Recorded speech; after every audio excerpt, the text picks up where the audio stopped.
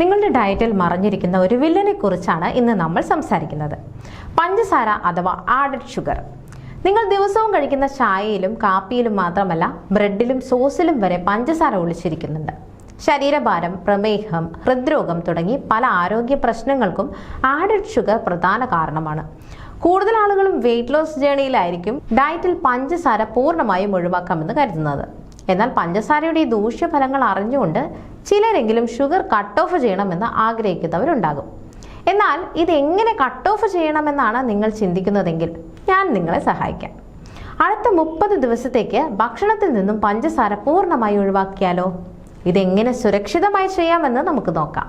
Sugar 2 രീതിയിൽ ഡയറ്റിൽ നിന്ന് കട്ട് ചെയ്യാം.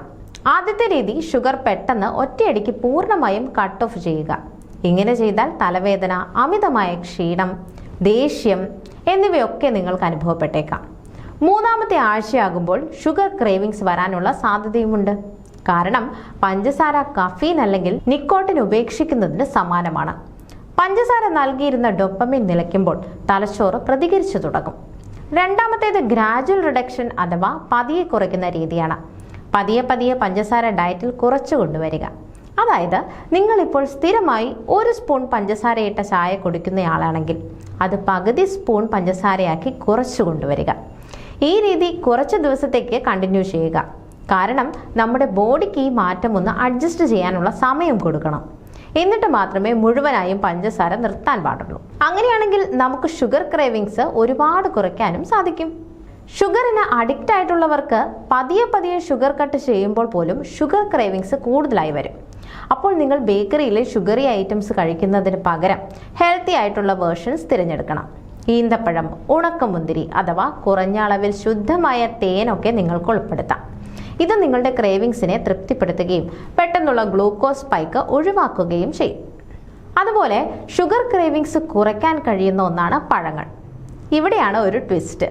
നമ്മൾ കഴിക്കുന്ന സാധാരണ പഞ്ചസാരയിൽ ഗ്ലൂക്കോസും ഫ്രക്ടോസും ഉണ്ട്.